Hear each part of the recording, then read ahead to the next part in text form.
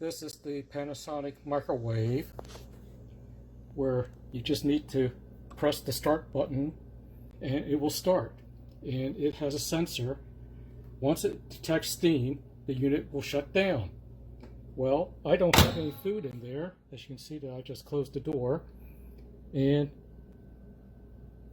I have not made any parameter setting like time at temperature or to see what's the power setting. I can just easily just bump this accidentally and it will turn on and it will say sensor. Now imagine a child, to see, or a teen or adult walking past with a sports bag, equipment bag, and accidentally bump into this button. Or imagine a dog, to see where the dog's nose is able to see to poke this, and to see will turn the unit on.